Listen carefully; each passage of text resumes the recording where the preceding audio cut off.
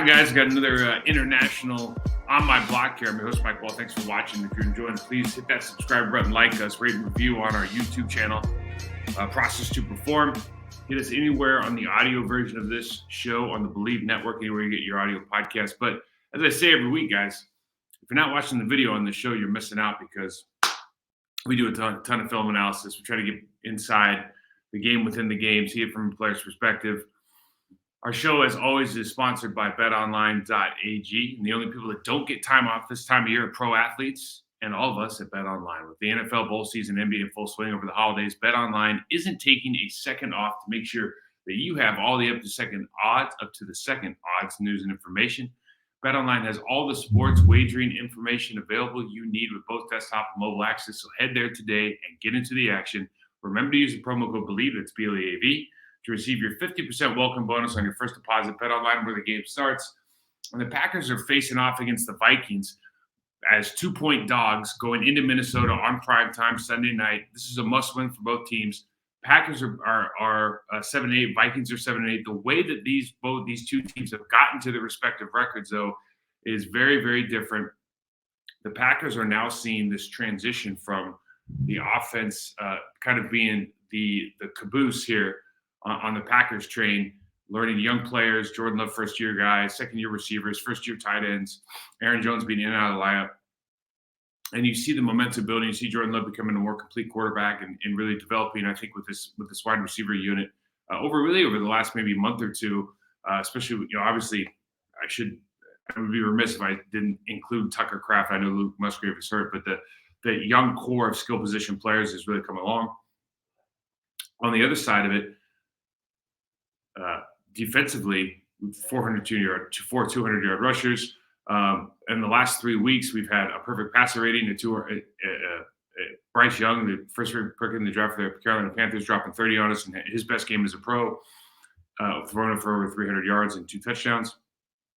And then sandwiched in between that, of course, is another 200-yard rushing defensive effort. So with the questions surrounding Joe Barry, with the Devondre Campbell comments, with the Jair Alexander comments now, it looks like he's going to be suspended for a game and everything that's kind of surrounding that, sorting through that. We'll talk about it a little bit later. Really interesting dynamic, I think, in that locker room when you look at, the players are all talking to one another. They're all friends. They're all on the same side almost all the time. So it's very rarely you're going to see like a defense and an offense that don't interact, that are, completely one-sided or saying this is you. They're not pointing fingers, right? They're looking at like, we're trying to do our job. Who else in this building is not doing their job in order for us to do our job? That's how players kind of band together in that locker room. Hopefully, that's the dynamic you usually have. Not as far as, let me be clear on that. Not as far as to say they're looking for reasons why things aren't working externally, right? What they're saying is, what I'm saying is like the offense is going to defense, like you're not doing your job.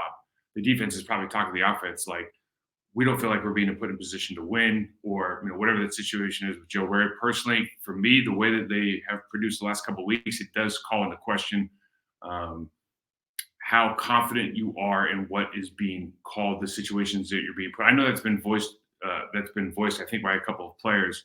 But when you really get down to this, there is a lack of authority, I think, on the defensive side of the football right now.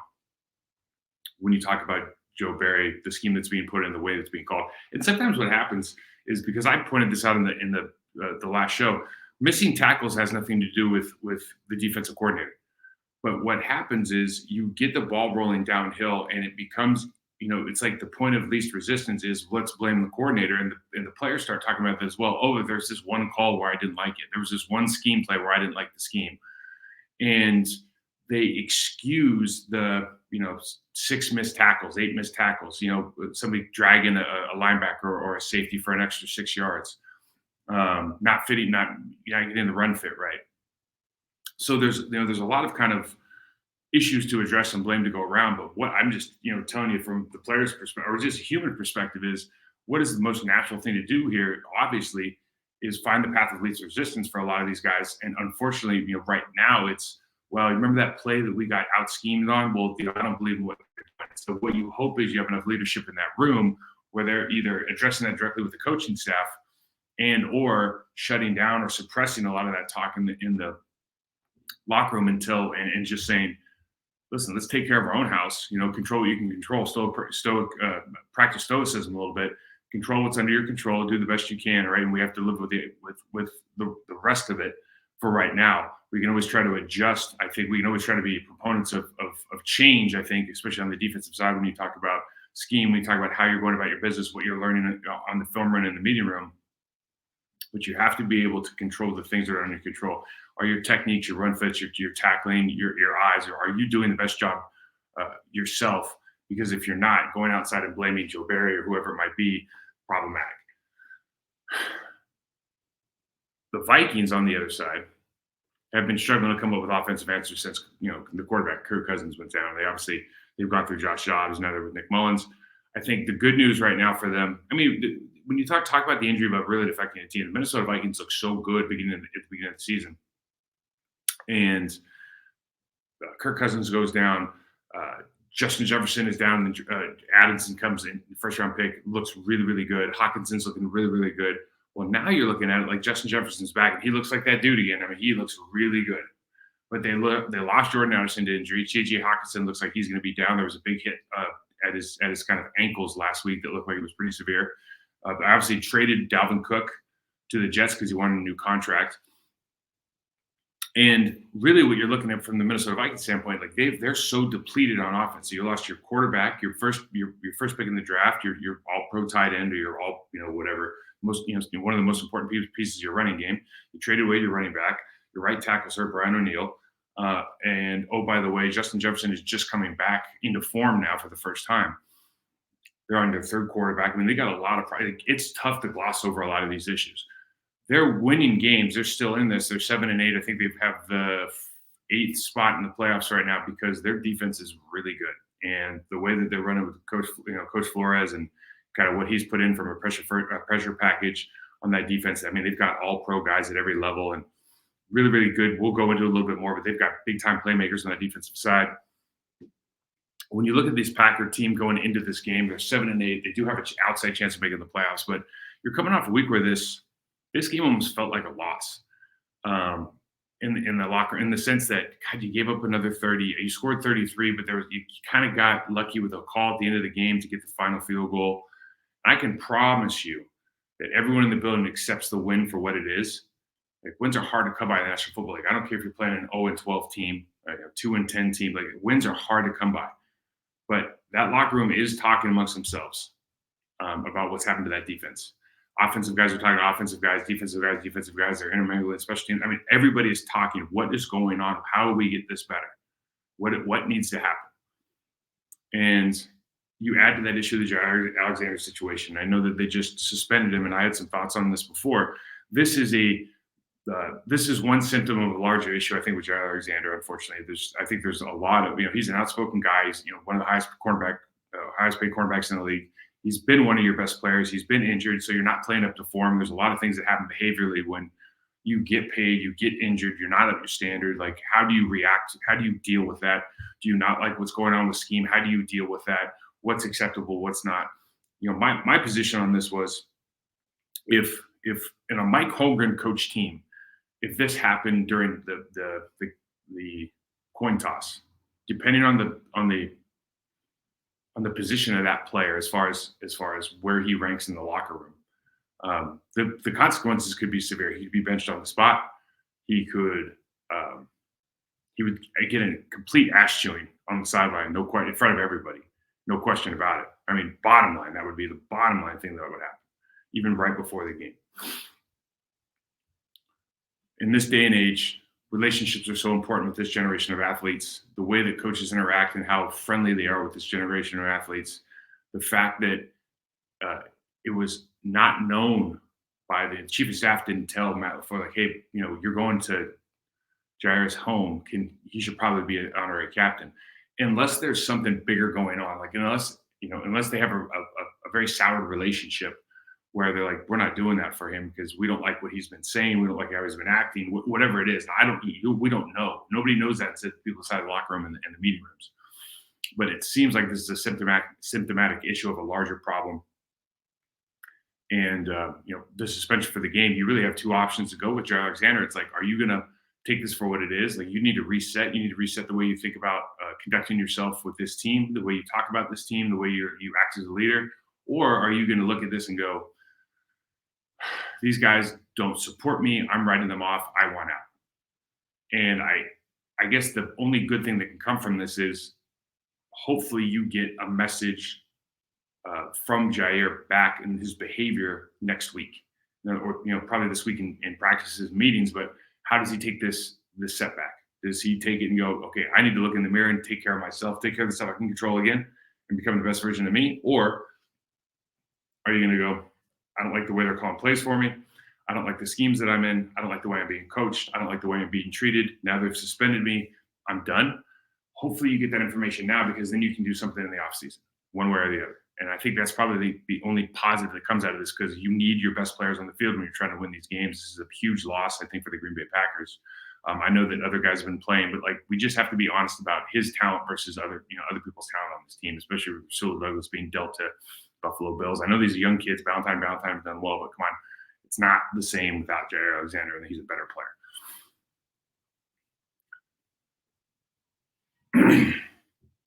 I want to talk about first about the Vikings offense before we get to this tape. They're 21st in the league points per game. They're 20.9 points per game. They have 350 yards per game, so 10th in the league. They actually move the ball up and down the field pretty well. That means they're not probably as good in the red zone as they want to be, but only 93 rushing yards per game, and that's 27th in the league. What stands out when you watch the Detroit game tape in particular is that they're not even trying to run the ball. And the offense would start off the season doing some things very well. Kevin O'Connell's a really good play caller, great offensive mind. But like I said before, they just lost too many good players. At some point, things start to pile up. And, we talked about Addison's hurt, Hawkinson's hurt, Brown near the right tackle is missing some time. A lot of moving parts have to work together seamlessly for the offense to execute at a high level for most plays. Obviously, you have your Justin Jefferson moments, but a lot of things have to go right. Kirk Cousins is out. Jefferson's just coming back. And the biggest thing that you're going to see with Nick Mullins, this now third quarterback for the Minnesota Vikings, and Kirk Cousins, is really timing, pocket awareness, and then his downfield accuracy just isn't the same. So the one thing that you could always say about Kirk Cousins, man, he didn't want to get hurt. He'd get rid of the ball. This guy holds the ball a bit longer. There's some opportunities to get after the quarterback.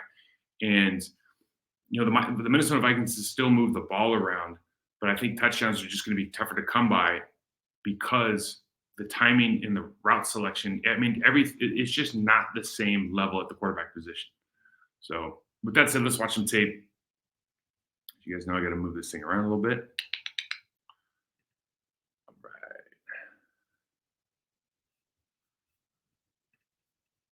So we got under center, motion. So you got really a 12 personnel. You have two tight ends at the bottom. We go trips right, under center, play action. And this is the thing you're going to see a lot especially with Justin Jefferson back. You're going to get a lot of deep routes, and you're going to have some chip outs, especially with that right tackle, because Brian O'Neill's been out, and I think Quesenberry's in there right now. And of course, he's going to want help against Rashad Gary and company. But they do a great job of chipping out, releasing late, and just getting these free yards, man. There's just nobody in the screen. And this is one of the first couple of plays of the game, and they go for 30 here. And this really happens all day. So now we got an empty look. You got 2x3 comes back into the backfield. So you got a 3x1 to the right.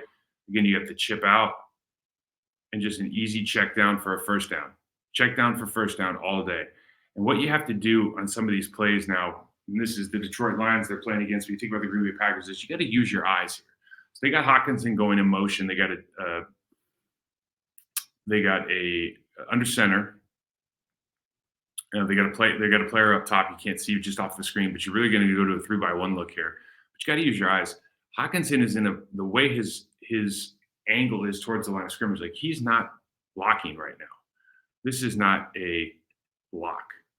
The demeanor of the up wide receiver on the bottom of the screen is not to attack Aiden Hutchinson. So this isn't a toss crack. This isn't any of that stuff. You have to be able to use your eyes at the linebacker position and immediately know that you're going to get some sort of play action pass here, right? Because that's what they're going to live on if given the opportunity with this quarterback.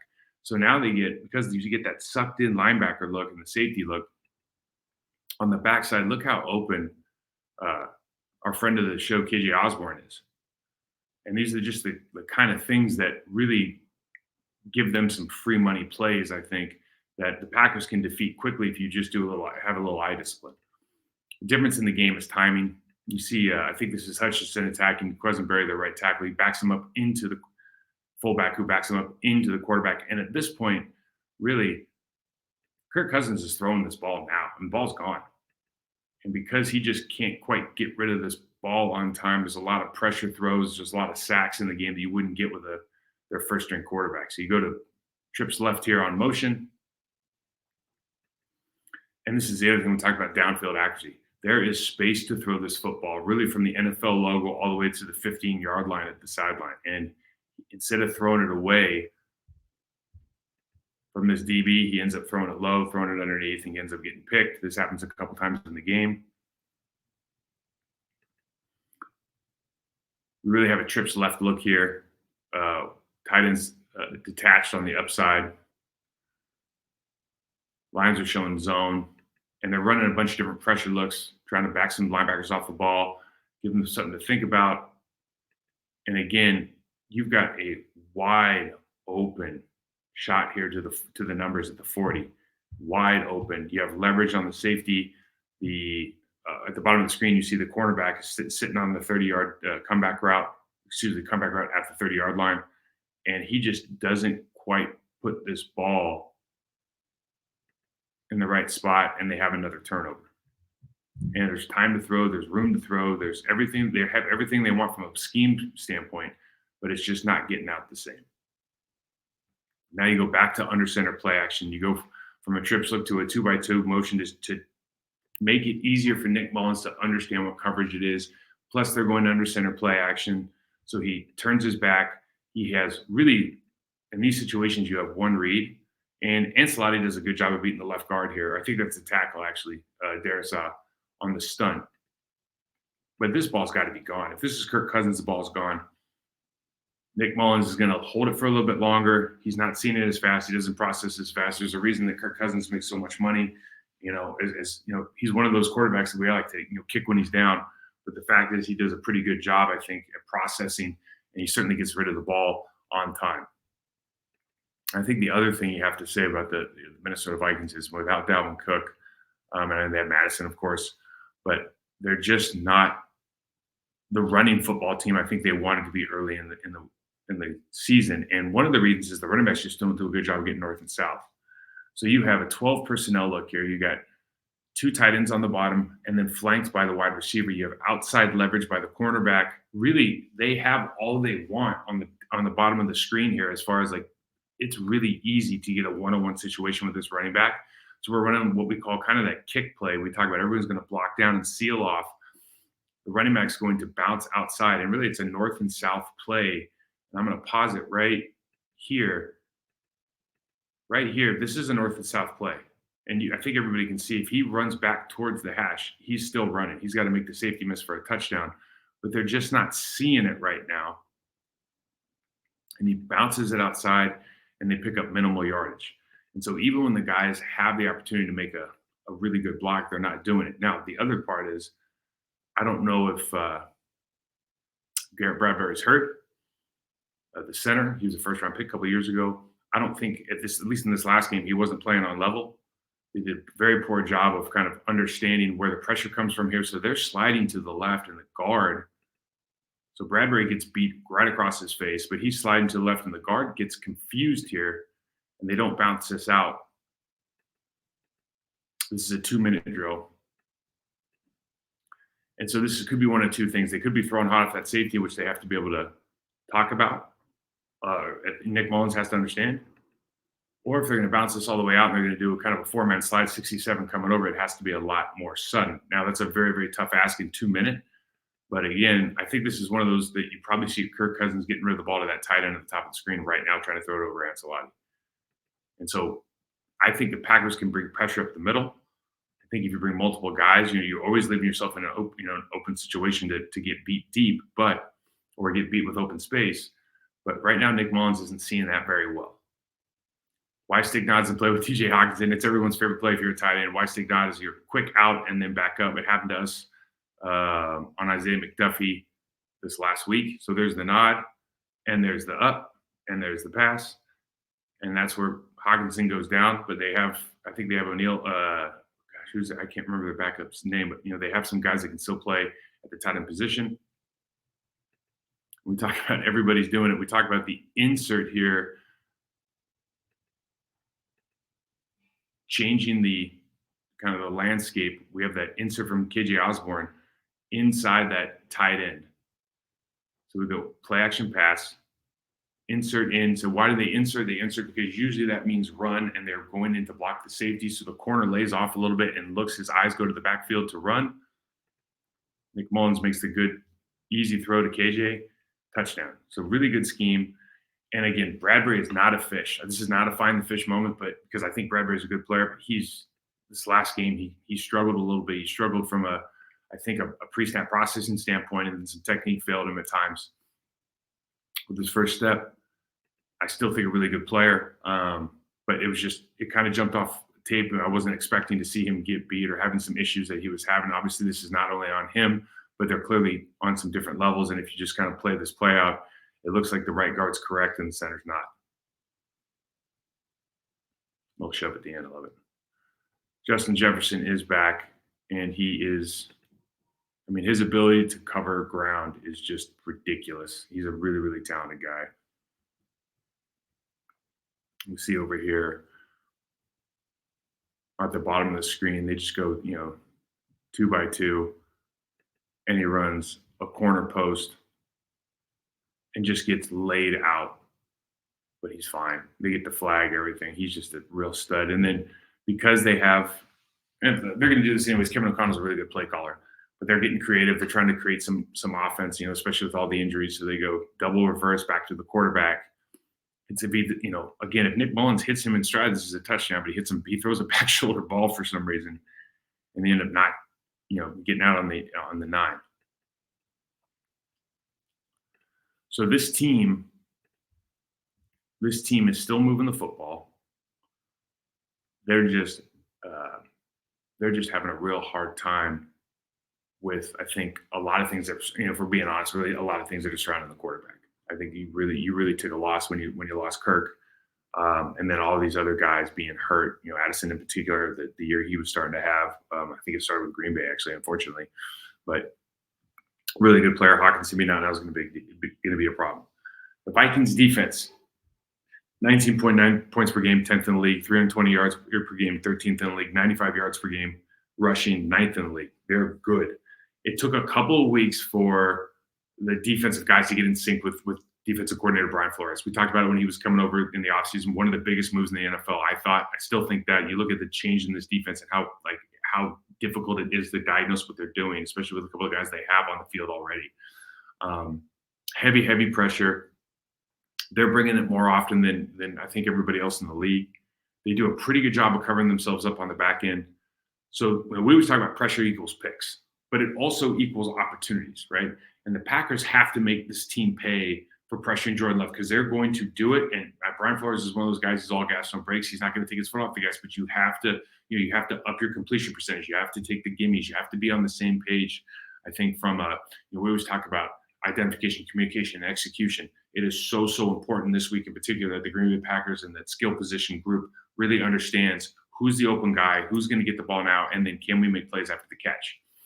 Guys are playing well at every level of this defense. I think Danielle Hunter is obviously having a career year, but Harrison Phillips stands out on the front line, especially in this last game.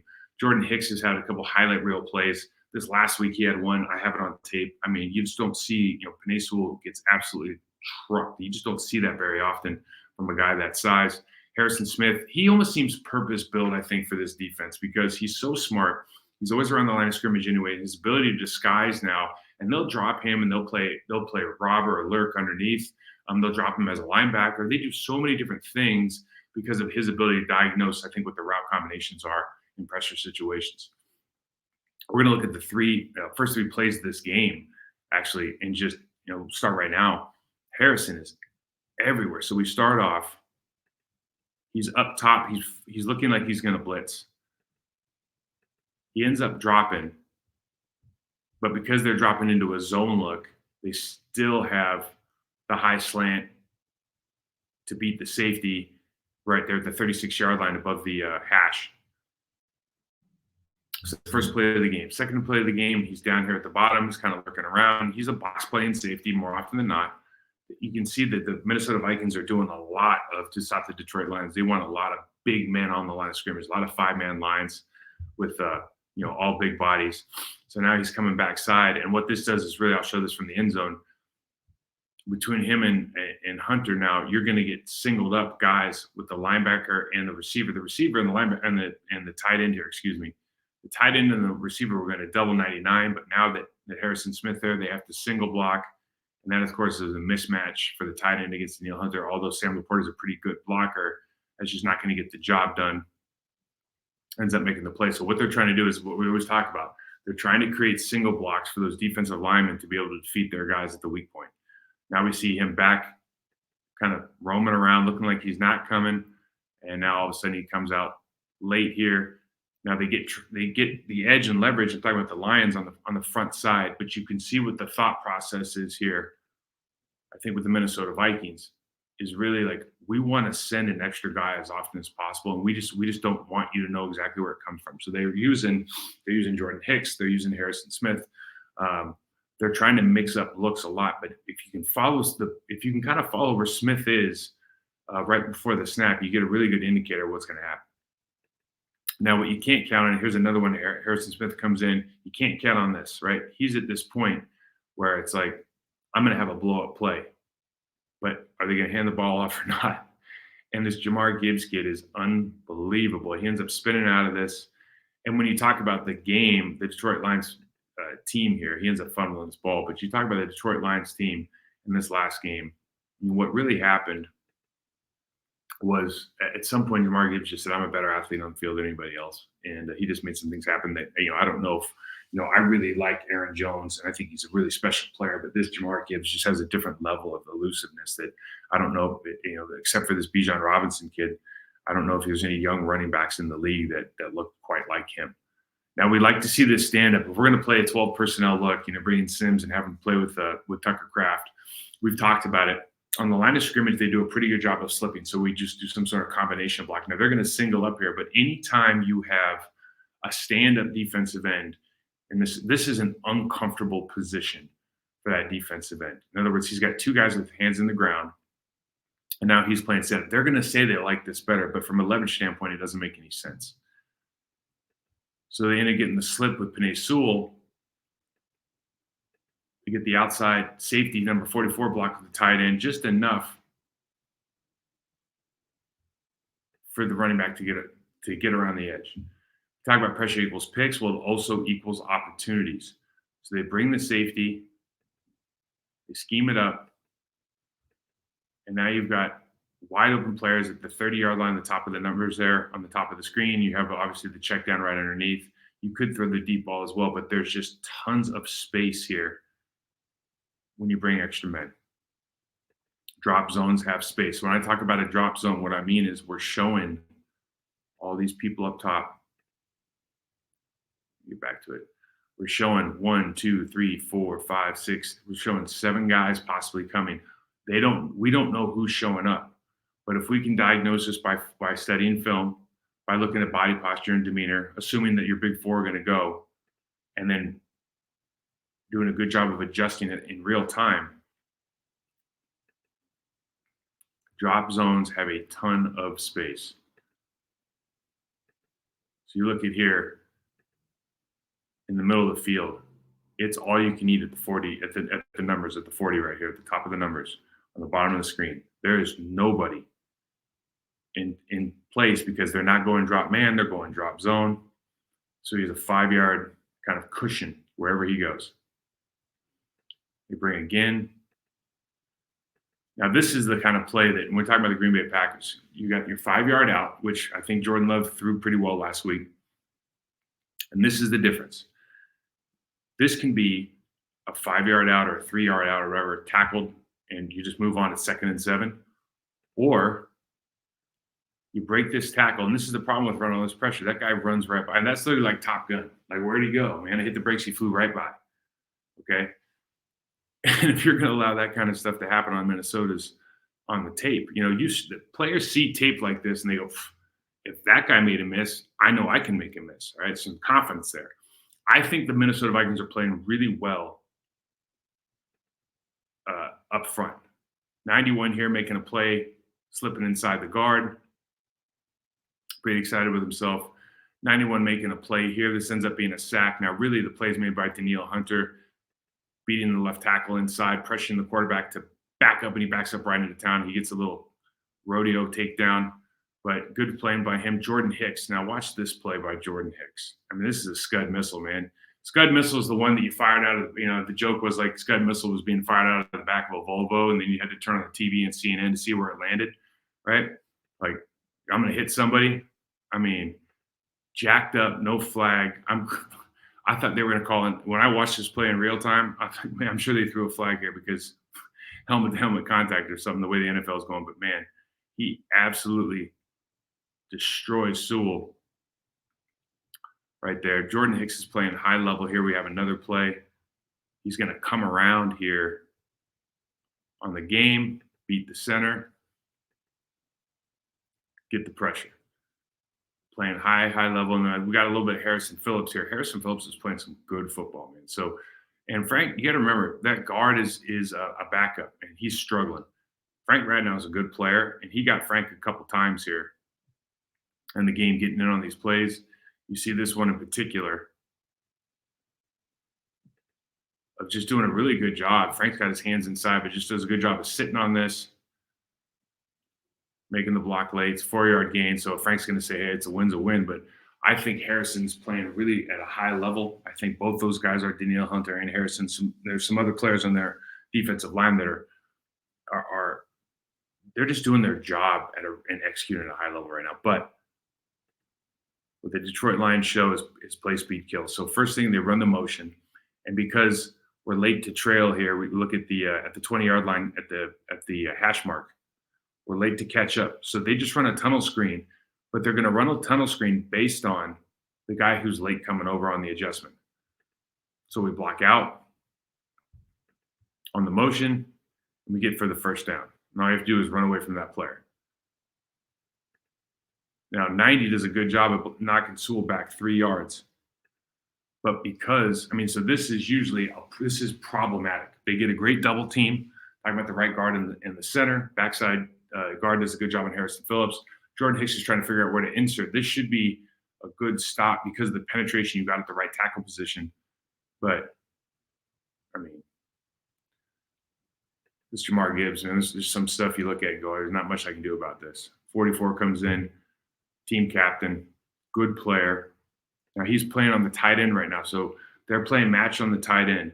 It puts him in a very, very difficult position because they run so much play action, and that tight end is such a good player.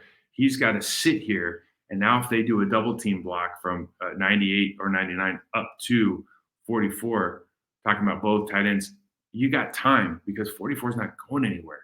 And so they end up being able to hold on the defensive end. He's got to run over the top, and you're not running over the top on these guys, man. They're just too fast. I think this is the last one we got. And the kids, he's making two guys miss the hole. All pro Harrison Smith. And then this guy, goodness gracious. All kinds of nasty.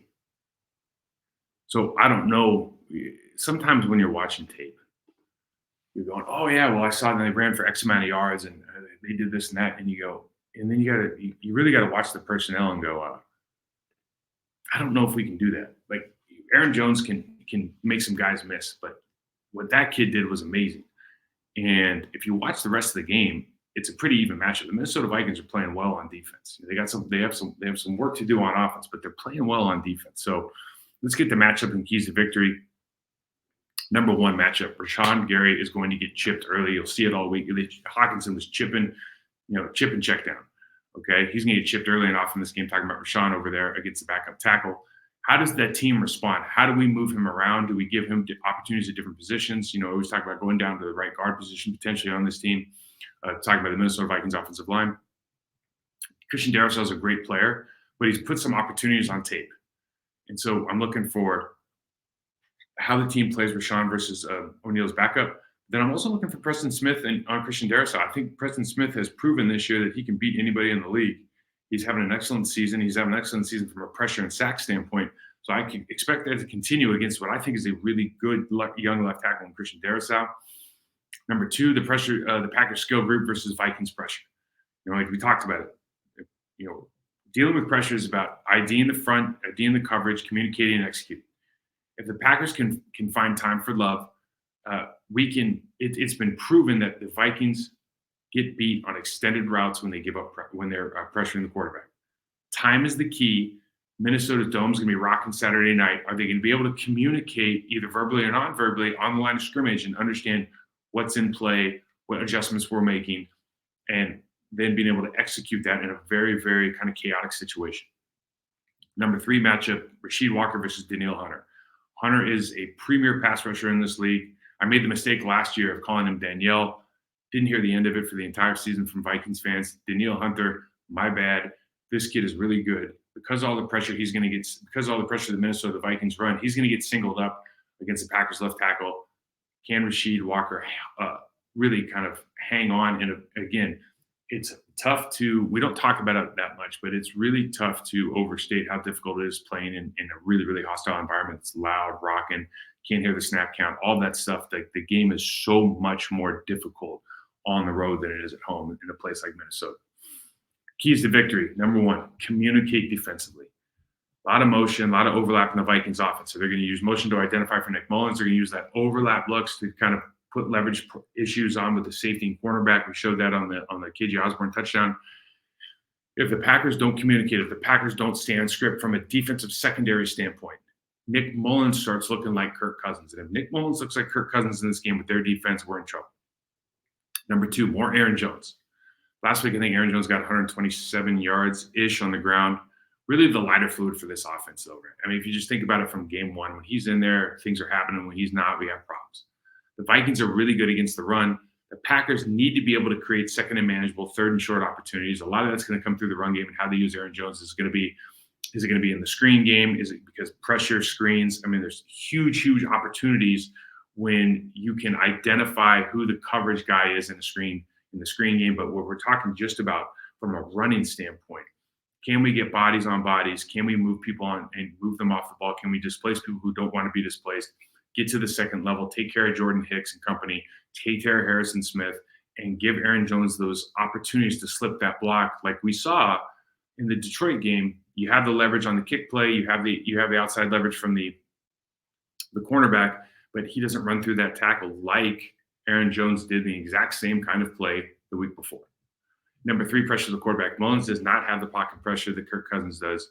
Can we take advantage of that? Can we get him on the ground early and often? We change the dynamic of this game. I think one of the biggest things with this game for me is that it just really stood out how little the Minnesota Vikings were interested in running the football against the Detroit Lions. And they just didn't have a lot of success. It looked like a different offensive line. Obviously all the things pile up and it does matter. And so who's running the footballs we know matters. I think last week, Aaron Jones has 4.8 yards of carry, something like that. But I think AJ had 1.7. Now, a lot of that's to do with short yardage and whatnot. But you understand that the narrative there is when you're watching tape and you see one guy do it, it builds confidence. If you see one guy running the football against him or not running the football against him, it builds confidence for that offensive or defensive side, particularly down in the trenches. So this is going to be a good game. When you talk about a 2-point spread at home for Minnesota, it's a coin flip game, right? So this is one of those, for me, I think the offense is building.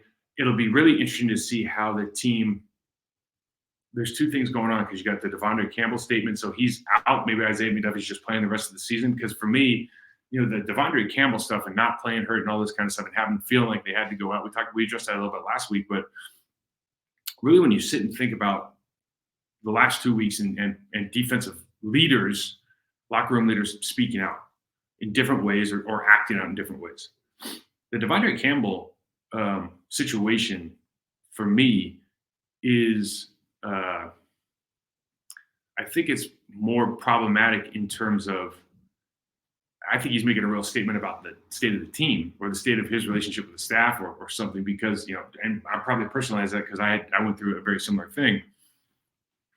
But for me, I'm putting him on IR.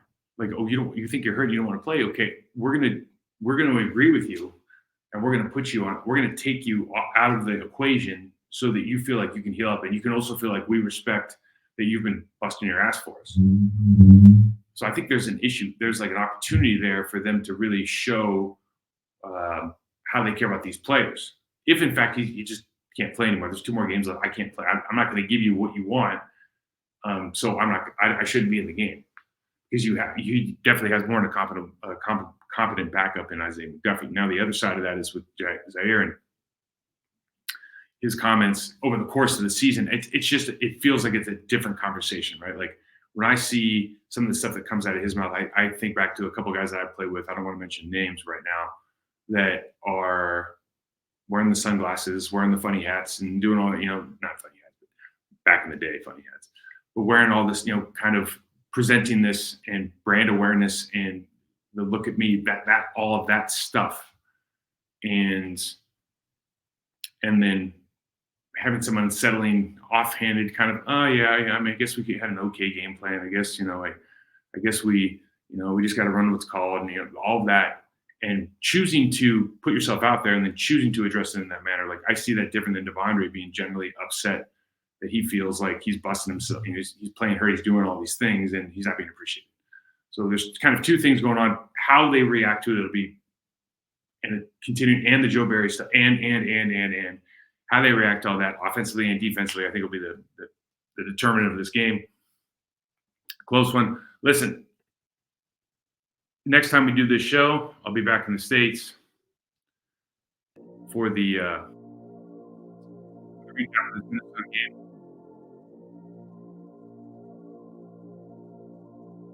Why this music's not playing? But believe me that I'd love it to.